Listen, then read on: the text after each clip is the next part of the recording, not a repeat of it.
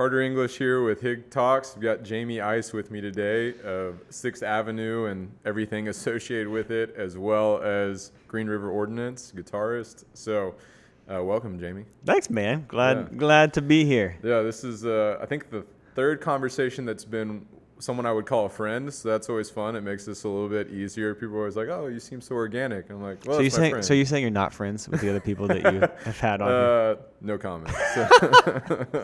I'm glad to be in that camp. Yeah. Then. Yeah. So obviously, kind of our first place that I always like to start in this conversation is just a little bit of background of who is Jamey, where are you from, kind of some of the things that led you to where you are today, and then we'll dive a little bit deeper into 6th Ave and some of that. Okay.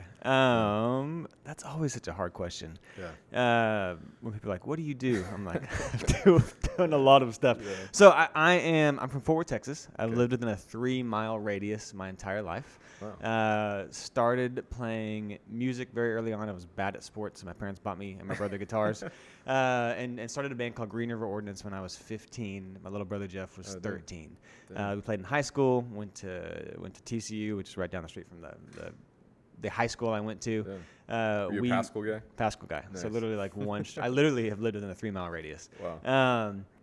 And we signed a record deal with Capitol Records, what would have been my senior year of college. Sweet. So spent a lot of time just on the road and traveling, and we had songs on the radio and pop rock, and then we kind of evolved into some Americana and Texas country and had Texas country singles, and anyways, played music for about 15 years. Yeah. In 2011, 2012, I opened up a restaurant on Magnolia Avenue in Fort Worth called Brewed, coffee shop restaurant thing with some friends and my wife. We took that we opened a Dallas location. We opened a location at DFW Airport. So if you're flying to DFW Airport terminal. Regular stop for my wife. There we go. The Brewed. Yeah, Terminal D. C or D, yeah, in D. D. Yeah. So did that for a while. I sold out of that a couple years back. And around that same time, my wife launched a nonprofit called The Net. Kind of was a part of like the groundwork of that, and she has taken it and done some amazing things. I started flipping houses kind of as a side hustle in my neighborhood. I live in the oldest neighborhood in Fort Worth.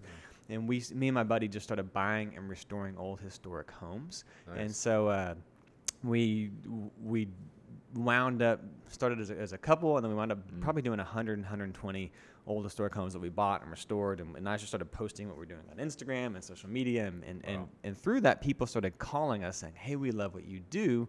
Can you help us buy or sell? My house here, our realtor doesn't know anything about old houses or construction. Can you help us?" Yeah. And for a while, we said no, but the more people that kept calling us, we realized there was a need in the market for something different.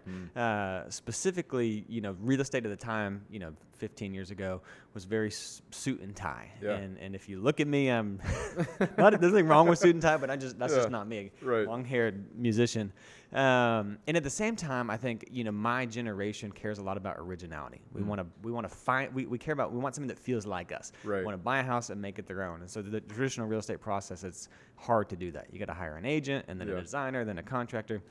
So we opened up a company called 6th Avenue Homes. It's a one-stop shop real estate company that helps people buy, sell, design, and renovate.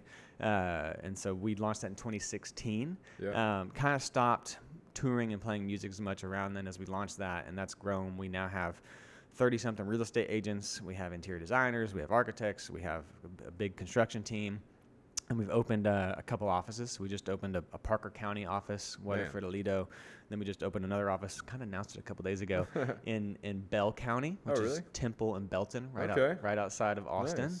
Nice. So have been doing that for a while, and then we did some commercial development, did a big development on South Main, bought this series of warehouses and put in some retail spaces, and a wine bar went in, and then we launched an event space called the 411.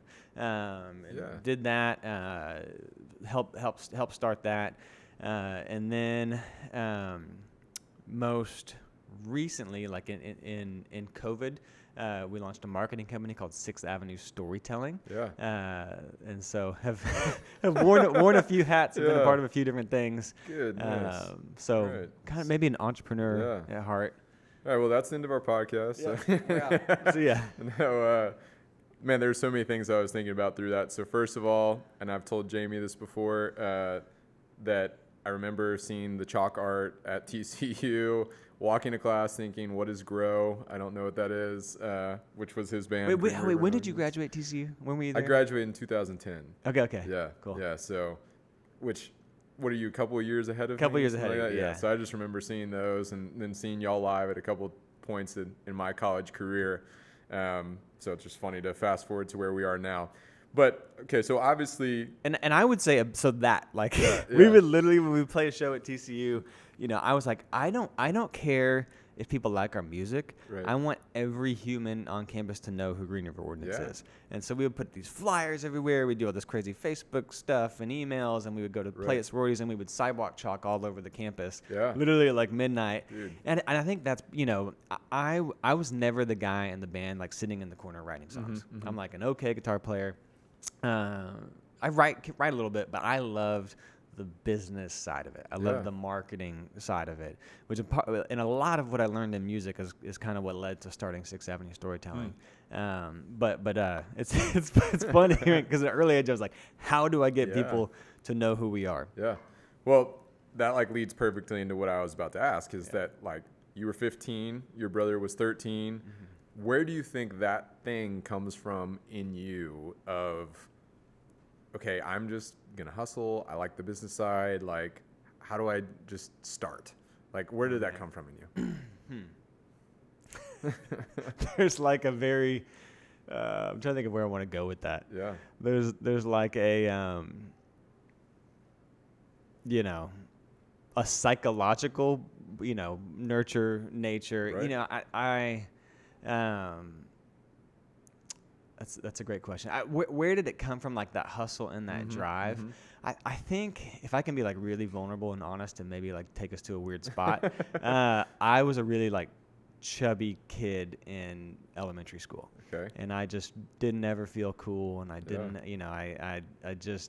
I never felt comfortable in my own skin. And I think I remember hitting a place in like middle school. I was like, I want to be cool. I want to be popular, which I know is like a superficial thing to say and want. And so I started like working out and I lost some weight and I grew.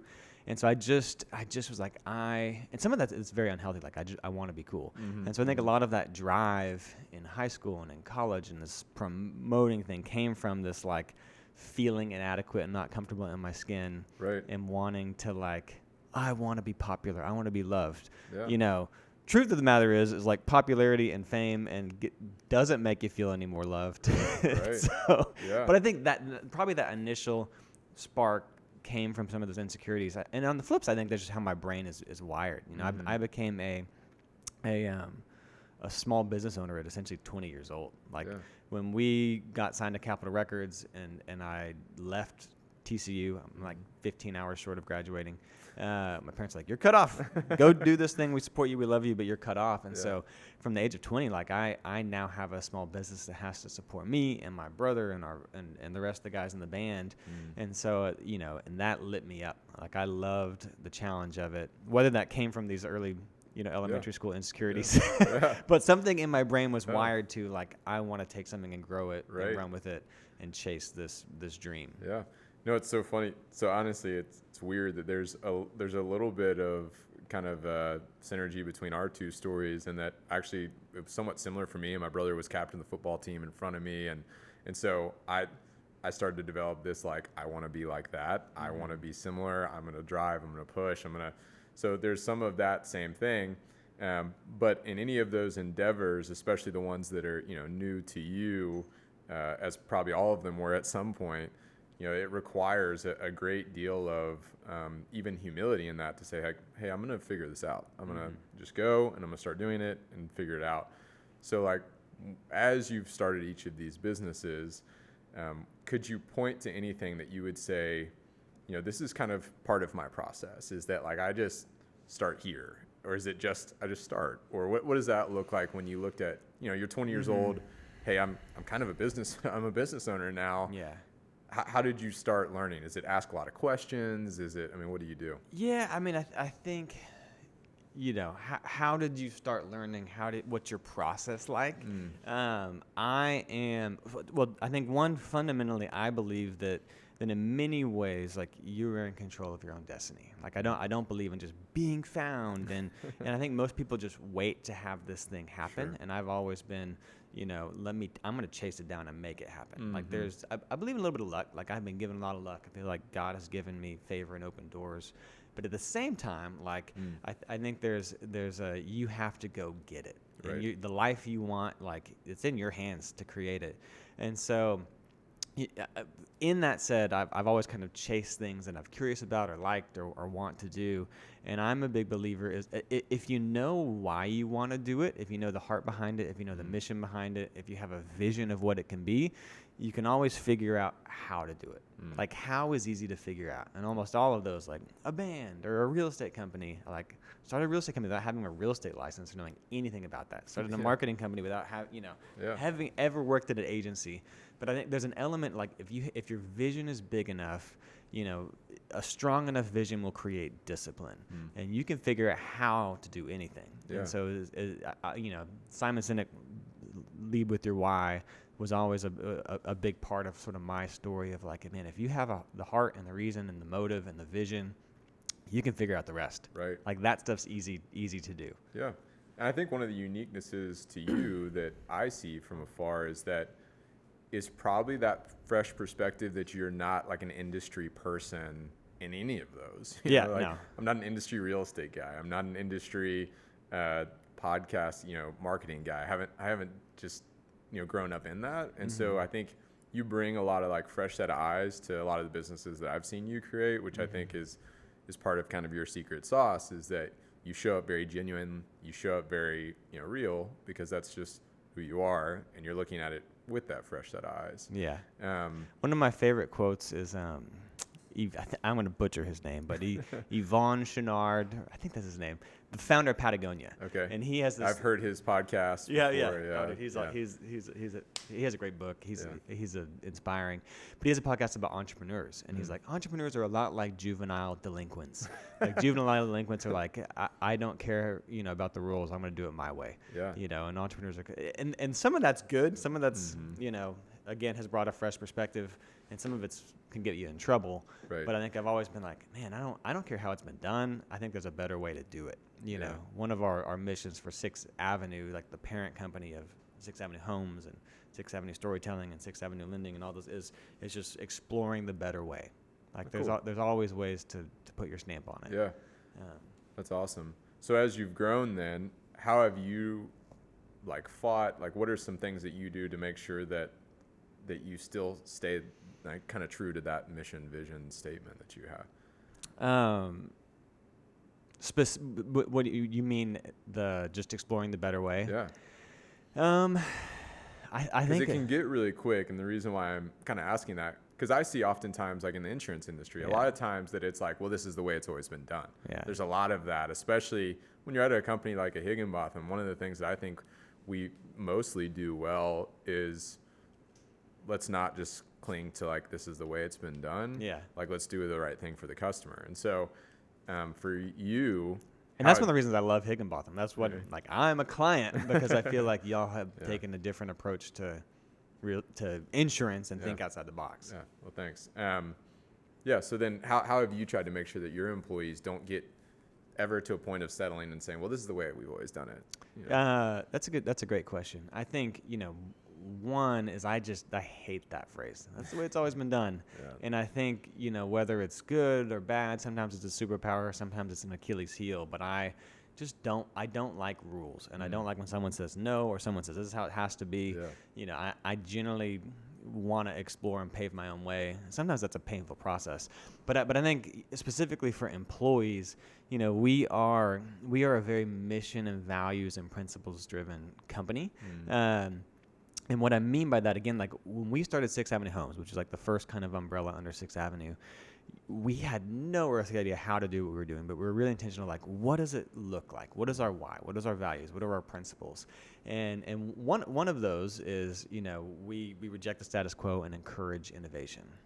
Cool. Another one of those is where we daily want to grow stronger, smarter, and more selfless. Yeah. Both, which is about growth and about not settling. And so we have values like that. And most businesses, most companies, even businesses I've been a part of, like we had sort of values. They might have been on a wall somewhere, but we didn't talk about them. But one of the unique things about 6th Avenue is like every single meeting we ever have with a team of more than 3 to 4 people, we talk about one core value. We start every meeting we ever have with a core value. When we had our all-team meeting yesterday, we lead it with a core value. So we're constantly, you know, so if one of those values is reject the status quo and encourage innovation, like that's just in our DNA. And so when it comes to problem solving, you know, that's just part of what we do, and we talk about it a lot. I think most people's core values are just like this integrity, honesty. It doesn't mean anything, but for us, it's like, you know, the why is what leads us. So, are you familiar at all with like Ritz-Carlton? Oh yeah. So that's very much similar to what kind of their thing. I think I'm gonna mess up his first name, but Horst Schulze. Another hard name. Yeah. But I'm reading his book right now. It's called Excellence Wins, and he talks literally the chapter I read yesterday. He talks about that same idea that mission and vision statements usually just sit on a wall and they sound great, but there's nothing done with them. And so they lead every single morning with meetings of successes, or, you know, to your point, talk about a core value. Someone in the circle says either a way that they've experienced it in the last 24 hours, or a team member that, you know, images that. And so that's becomes a way that they kind of perpetuate that, because to your point and to his, how do you know, hold true to something that you're not, you know, being reminded of daily? And so one of the things in his book where he like empowers every employee, like you can spend up to $2,000. Yeah, I think it's $1,900. $1,900. If an employee if a customer is not happy, you're allowed to make it right. Right. Even from like the janitor to the you know. Exactly. It's pretty cool. Yeah. But I think one of the other things you just said, sorry to interrupt you again, is so we, in our meetings, core value, and the next thing we talk about is wins and lessons. Okay. And the reason we talk about lessons is we believe lessons come from mistakes. Mistakes are opportunities to grow. And I think a lot of companies, it's very mistake averse. Sure. You know, so you have this culture of like, I don't want to be honest. I don't want to talk. Sure. And so we talk a lot about our mistakes because they help you grow. And so when you create that culture of mistakes are okay, mistakes are good, let's be honest and open with them, it also pushes growth. It pushes you to grow better. Yep. Yeah, and this, you know, excuse me, Jim Hubbard, if I give too much information here. It's our COO, one of our founders here. But, you know, this is one of those things that can become a little bit ethereal. But, you know, one of the things that I've heard Higginbotham's executives say all the time is do the right thing. And so anytime I've ever brought a problem to them, the answer that I've always gotten has been, well, what's the right thing to do? And when I look at that problem, I say, I think this is the right thing to do. I've never heard no to that. And that's been cutting the difficult check to make it right to the client. That's been, you know, making the difficult phone call to a carrier to say, hey, we have to fix this and it has to change. But to your point, it kind of becomes like anything else, that the more that you kind of develop that muscle of just do the right thing and you keep doing it again and again, it becomes even more part of that culture because you see each other do it, you get encouraged in it. And so then it kind of just becomes part of like what the fragrance is of your company. Yeah. And what's neat about that is the right thing is very open-ended, and it sounds like they empower you to figure out what that is, which is very cool. Like it's that, and that's like we want you to be the leader and solve for the right thing versus saying the right thing is X, Y, and Z. Yep. That's cool. I love that. I was telling Michael Parks, our COO, the other day that I said I think his greatest superpower in management is his ability for me to walk in, you know, in a complete spasm, worried about a problem, present it to him, and him sit back and say, what do you think we should do? And I'm like, it infuriates me when you do it because I just want to bring you this problem and I want you to fix it. But his calmness and his confidence to allow us to think through it and then make the call and know that we're supported by a company that wants us to really, you know, be family to our employees and, you know, great partners in our communities. And so I think there's certainly something to that idea of like lived values. And I really love that y'all are kind of talking about it every morning. Is that like a group huddle with everybody, or what is that? Just any meeting. Okay. So whether that's just with my leadership team, or whether that's, our social media team, or whether it's our real estate agents on their agent meeting, or our construction team. I mean, it's in any meeting we start with a core value and then wins and lessons. And no, the other thing, like just that idea of like, what do you think the answer is? Like one of our core values is we never bring a problem without bringing a solution. Is when he throws that back on to you, it forces you to lead. Right. Because the difference between, like, in my mind, a leader or an owner and just a doer or an employee is leaders solve problems, and just doers point to problems. And so when you say there's a problem and you want someone else to solve it, like, you're not leading. And so when he pushes that back on you, what do you think you should do? It forces you to lead and solve the problem for yourself. And he's also empowering you to mess up. You might mess that up, right? But he's forcing, character and leadership. Sure. Which is awesome. I love that. Yeah, it's super cool. So then, something that I think both of our companies experience is, Higg grows largely, through organic and then acquisition. That's kind of our two growth strategies. Yours is more, all organic. You're not acquiring anybody. I would love to acquire. We're just bootstrapped to everything we've done. That sounds fun. Yeah. So acquiring companies. I don't know what that's like. So talk to me then about, because this is something that we talk about all the time. And so like Higginbotham, we started a culture committee to make sure that we have people that are kind of in every region considering how do we, continue to propel our culture as we continue to grow and expand, and sometimes take over an office that, they kind of are close to our core values, but there needs to be some changes for the better there. And so how have you, outside of things like that meeting, is there anything else that you do to try to kind of propel, like, hey guys, this is who we are. We're moving to, Bell County, but this is how we stay who we are, because Jamey's not there every day. Yeah, I think, and you're talking more internally, internal, like, yeah, culture. Let's go internal and then external. Let's do both. Culture and people. I think a big part of it is just giving someone a vision of where you're going, which is very hard. Like, you have to give someone a vision of, like, here's where we're going, here's what success looks like, here's what the future looks like, and you have to talk about that a lot. And so we literally in our meeting yesterday, it was like, here's our 1-year vision, 3-year vision, and 10-year vision for the company, right? Which is very different because 6th Avenue Homes was an idea in my head, me and my business partner's head 5 years ago, and now it's like this real thing that's doing it. This team that people have bought behind this idea. We've executed. We're now doing it, and so, but just taking the time of, like, what's next, and taking the time to unplug and step away, and ideally, we tried to do that every year. It's now April, and we should have probably done it in January, but we just, so we just rolled out sort of like the new vision for homes, like our 10-year vision for 6th Avenue Homes is we want to take our one-stop shop model across the state and have 20 offices in 20 different locations. And then I want to make home ownership easier and more accessible than ever before in Texas, because I think our model is a better way to do it.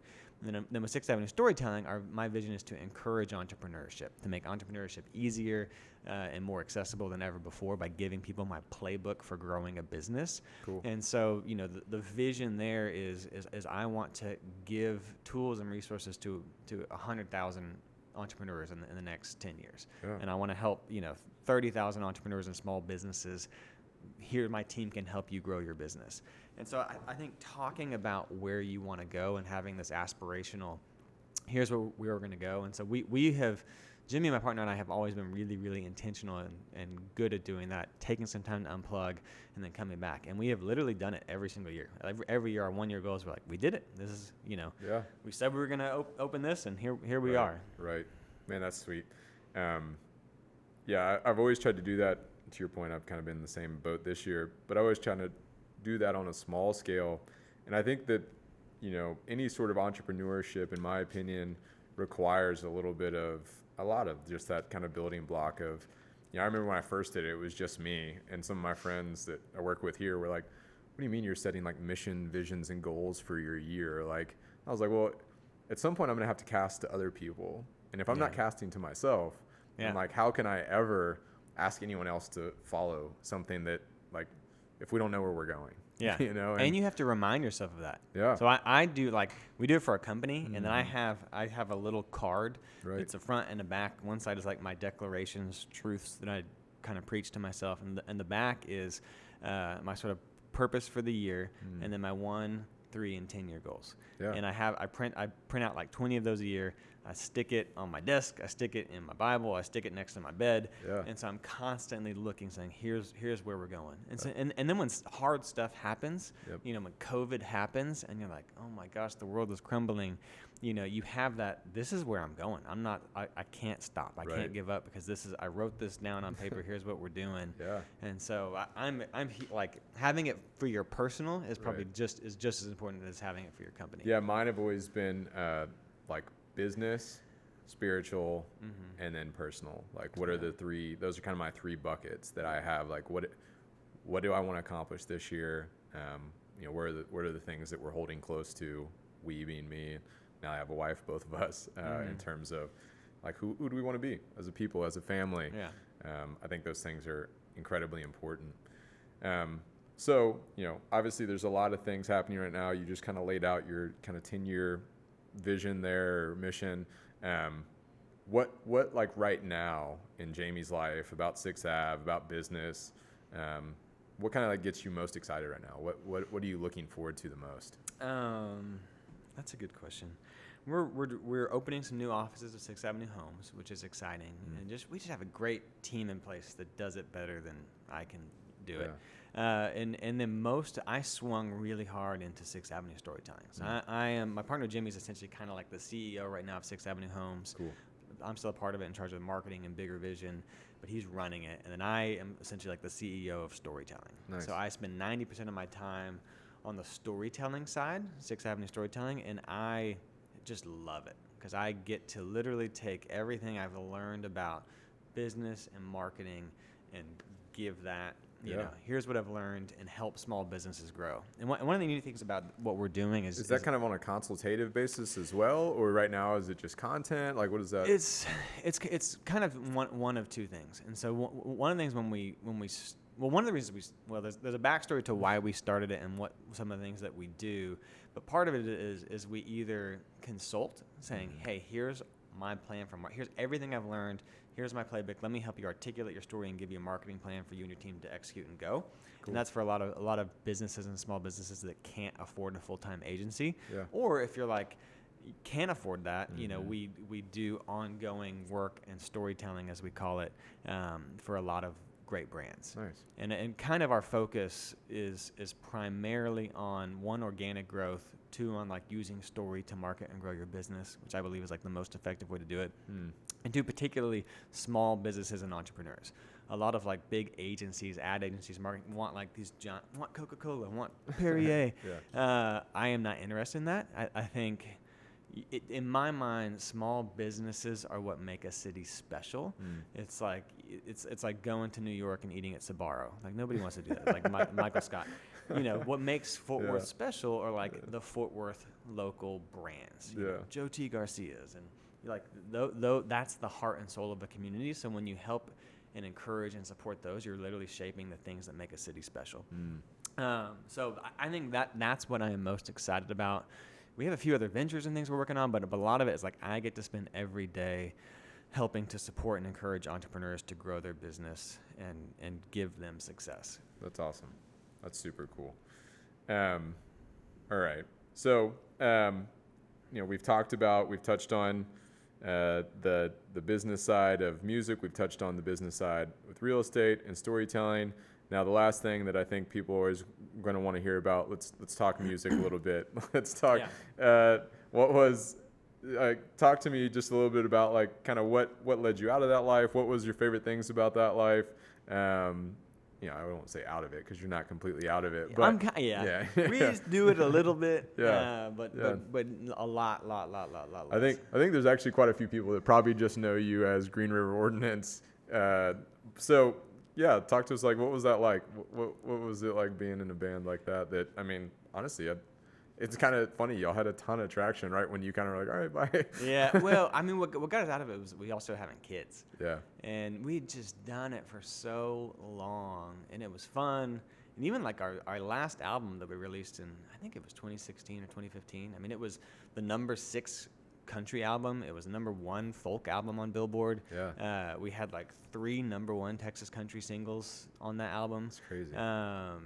And we could kind of go anywhere in America and people would show up and buy that, which was cool. But we started having kids, and I just toured for so long. And when you tour, like, how long would you be on the road at a time? So my first year of marriage, I was gone 312 days. Whew. And we You're were still married. yeah.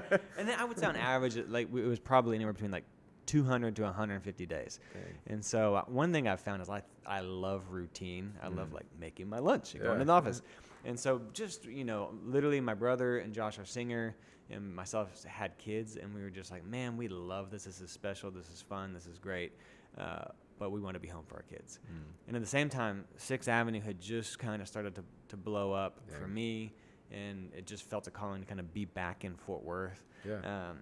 But what I loved about it was just fun. I mean, you're getting to play music, which is a lot of fun. Yeah. And I got to play with a lot of my heroes. That's cool. I got to meet a bunch of my heroes. Who were some highlights there? Gosh, I mean, we like Bon Jovi to Willie Nelson to Third Eye Blind to Switchfoot to Google. I was a '90s rocker kid, Nice. and I love '90s. So we got anyone in the '90s we probably played with. Collective Soul and Live and all of these, man, just kind of pop rock heroes and stuff. I think one of the night I always tell people that we peaked, or like it doesn't get any better, was we played Red Rocks with the Goo Goo Dolls. That's awesome. And my dad flew out to the show, and it was like a sold out crowd in July, and the sun's going down, and we're at Red Rocks, and there's like 20,000 people there. Yeah. And so we got to do a bunch of really.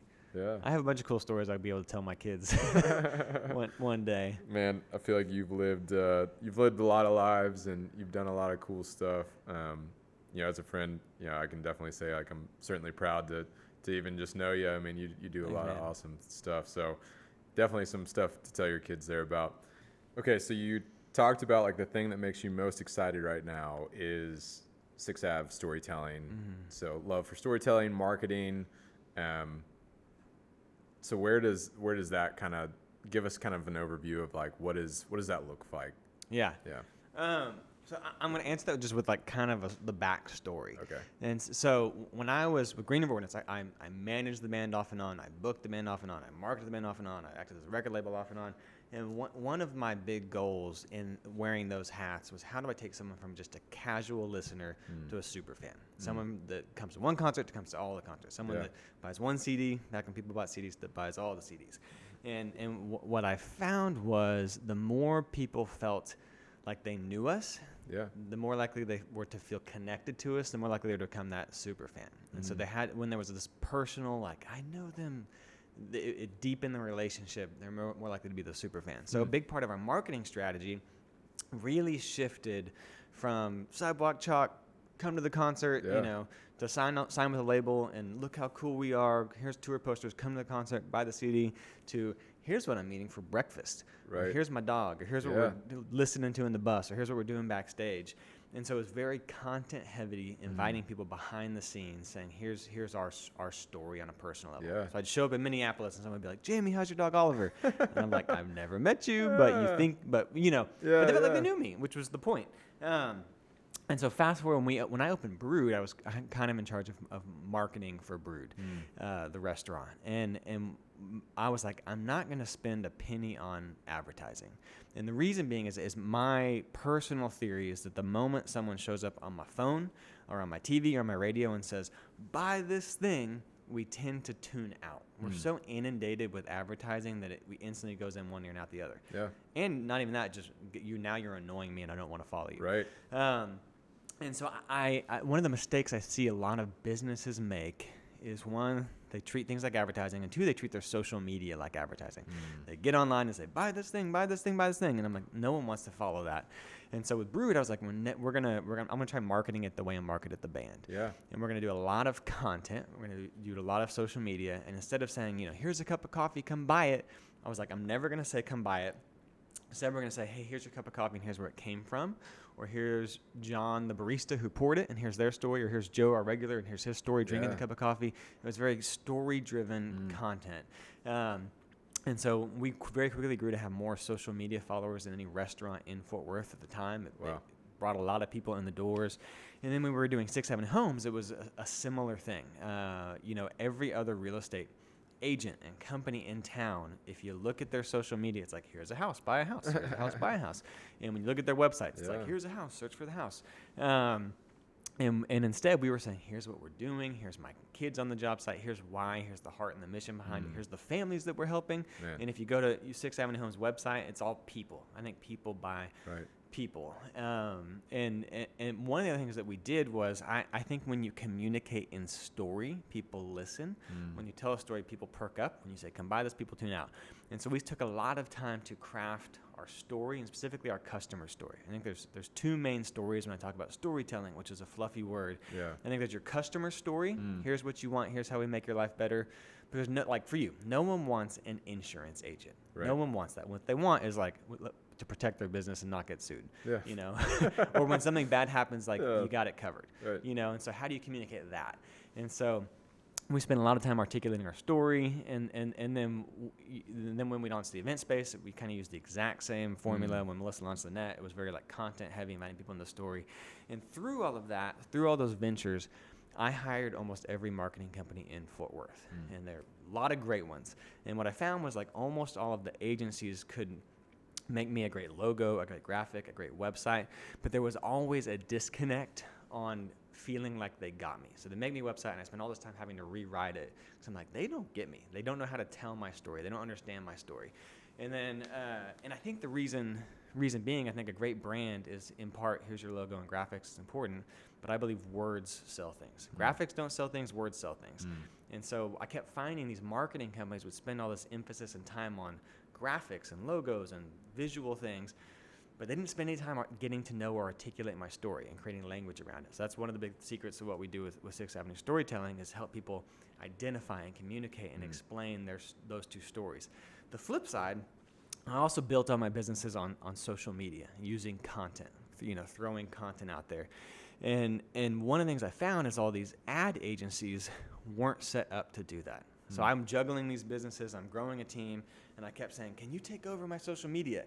And they would either say, no, we don't do that. We are an ad agency. We do advertising. So we can do your pay-per-click advertising social media, but we don't know how to do your 3, 4, 5, 6 days a week content. Or they would say, yes, we can do it. And when they would do it, it was horrible. It was like a guy in an office who had no connection to who we were.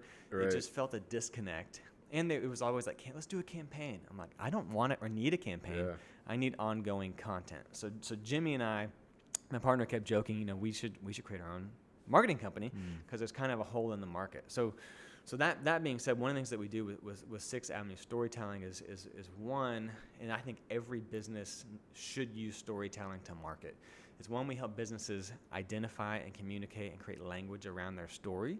And then what's your plan to use that story to tell it? Yeah. And this is what this is doing. The reason this podcast is so neat and cool, because you're inviting people into a deeper story, which builds connection and trust. Yeah. And so that's essentially what we're doing at 6th Avenue Storytelling, is helping people use storytelling to grow a following. And those are the tools that we love to share. Man, that's awesome. And it's so funny, that fires me up, because it's so much of what my passion is with insurance and changing some of the way that things are done. People say all the time now that personal selling is dead, and the old way of doing business was through relationship. And I argue all the time that no, it's not. It's still the same. The difference is that the venue and the avenues by which it's done. Yeah. Is that people still want to buy from someone they trust. People still want to, get their products from people that they know and understand, and that they have some, common connection with. Yeah. To your point, I visit restaurants where, I believe in who's doing it, or when you know somebody that owns that place, you tend to go more because you're like, I want to support them. I know them. I care about this person. And so I am such a believer that so much, with my clients, there's such a importance to knowing them, knowing each other, them feeling like they know me, and they understand what's important to me, because that builds greater loyalty. To your point, it kind of builds that super fan that then tells the next person about how great, this experience was, or who this thing is, this person is and what they built. And so, man, it fires me up. And people by people. Right. It's a feature people. And the other thing is, I think any relationship, whether it's a romantic relationship or a friendship relationship or a business, there's 3 stages of a relationship. There's interest. Oh, that's kind of an interesting person. Yeah. I'm at a bar. That guy looks cool. Look at Carter. I've heard his name. It's interesting. Then you get to know someone. I'm getting informed. Do I really like him? Is he really that cool? Is he not? And then there's a commitment. Yeah. And that's like, it's going on a first date, and you're like, oh, I like you. Will you marry me? That's weird. Yeah. If I went up to your bar and I was like, you seem cool. Yeah. Be my friend. That'd be weird. And so I think businesses, jump the gun and they go, buy this thing, hire it, without building the relationship. Yep. And so I think one of the secret sauces that we've done, like with Ave Homes, is like we invite people to get to know us on a personal level. So when they're buying a house, I'm not even selling them anything. They're like, we love you, we know you, we love your brand, we want to use you to buy a house or renovate a house. Sure. It's that trust. Yeah. Yeah. And honestly, in truth, sometimes you're willing to pay a premium for that trust. Yeah. It's like, I just believe in you. I know you're going to do the right thing. And there's inherent value in what you do because you have my back. Yeah, they spend more for the trust. They also spend more for the brands that tell the best story. Yeah. Like the reason you have an iPhone. Yeah. The reason I have an iPhone is because there are stronger, faster, more megapixels, better phones out there, but the story of Apple and the trust I have with Apple is greater, and so I'm willing to pay more for a phone that's not as good because I have bought into the Apple story and they have my trust. Right. That's awesome, man. We could stay on this subject for a really long time because it gets me juiced. But so, all right, I'm an entrepreneur. I've got an idea. Not sure where to go, what to do, how to start. What do you tell me? I think that's a lot of people have ideas, and the difference is like, are you willing to like chase it down and risk to do it? And I know, for me, I think one, you get one life, and like, are you gonna regret not doing that? And then 2, I feel like a lot of my freedom to chase my dreams has come from like my faith. Faith is a really big part of who I am and what I believe, and it's allowed me to do that. And specifically, so I was. If I could tell you another story, like I was a philosophy major in college. Started out as a business major. Nice. I kind of wish I'd stuck there, but I couldn't do calculus, and so I switched to philosophy. And I took an existentialism class. Okay. And existentialism is essentially about like the world is meaningless, so you get to create your own meaning. And that's a lot of like kind of postmodernism, what we believe today. And I remember reading one of the guys, I can't remember who it was, but it was all about the idea like the world is meaningless, everything's meaningless, and because of that, that gives you freedom. You're now free to do whatever you want because there's no overarching narrative that tells you what to do. I was like, well, that sounds freaking depressing. And I was just thinking about my own life, and like I believe that God loves me no matter what I do, and I can't mess that up. And I also believe that like no matter what happens in the end, I know what the end is. Like He loves me. Heaven is this giant, awesome thing, and so, because of that, like, man, there's way more freedom in knowing you can't mess it up, and when you fail, no matter, like, the ending. Yeah. And I use the illustration of like, if you had a lotto ticket for $1 billion in your pocket, like, what would you be free to do? Yeah. Like, you'd be like, I can't mess. I have this. I have. It doesn't matter. I can take. I can.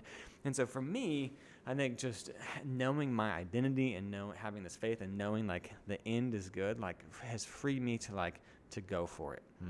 And just like, I don't want to live with regrets that I didn't chase it, and then maybe I'll fail. But if I know the ending and I know the end of the story, and how, in Star Wars, like Luke like, you're free to chase those dreams. Yeah. And so I always tell people, like, follow your heart. You get one shot at life. You get one shot to do this. Do what you love.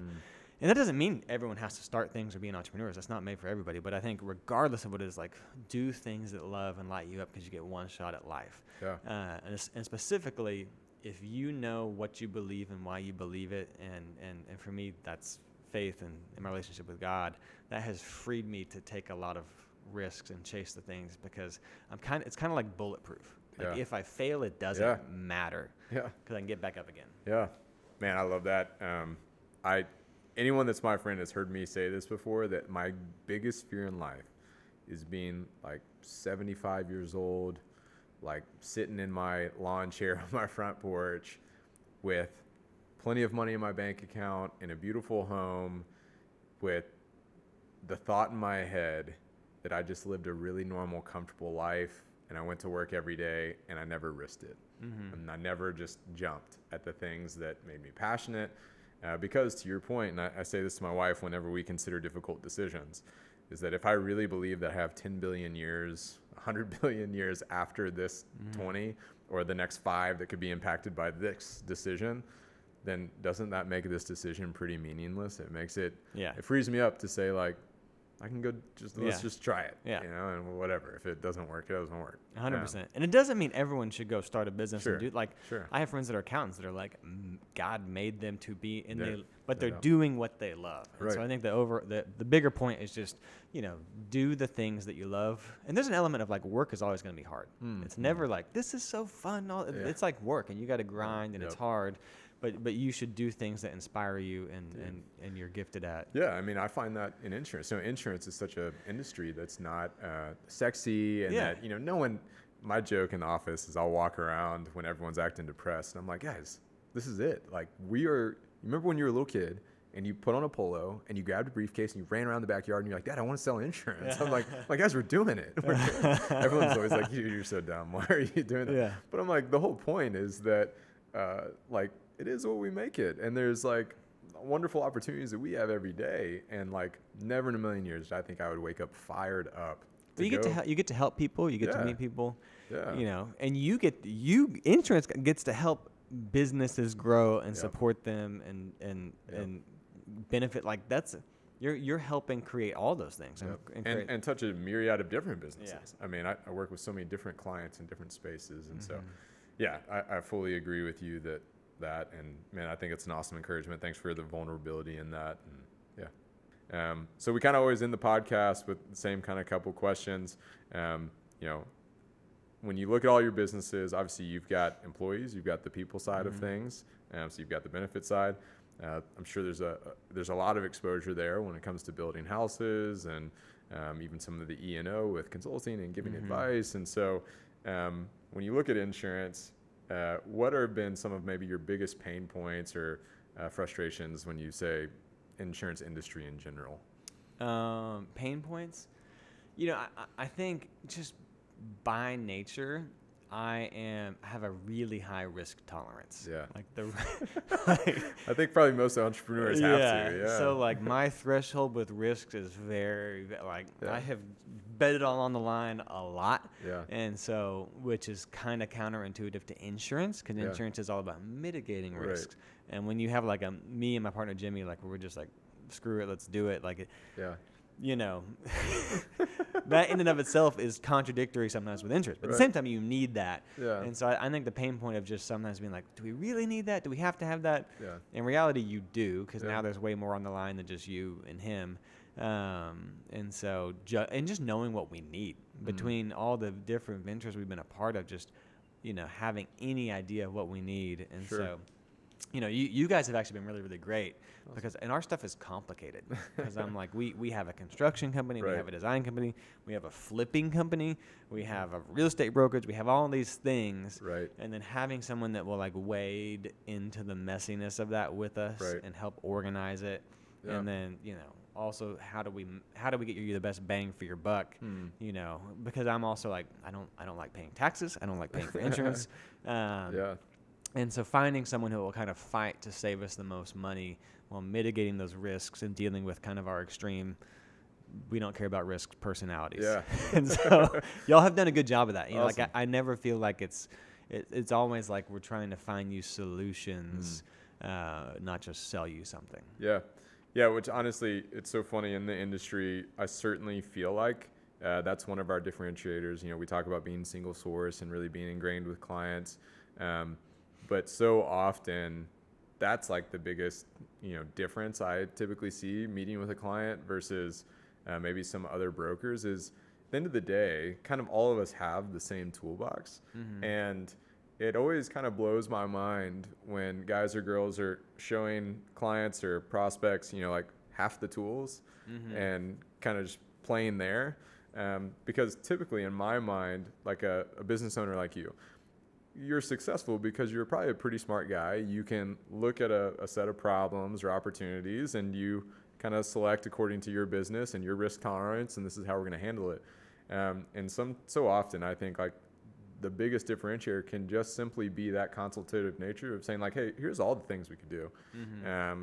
You know, and understanding the client and knowing that, hey, this guy's more risk tolerant, you know, maybe some of these other things might be attractive. And so it always kind of blows my mind when we see competition that's not doing that. Yeah. So I'm like, it's so simple. It is.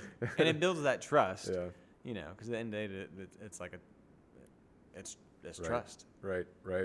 So then in that same vein then, if you could change anything about insurance industry or, you know, maybe brokers that you've seen in the past, is there anything that you would say, yeah, I feel like it could be better in this way, especially because you're someone who kind of always has a fresh set of eyes on things anyways.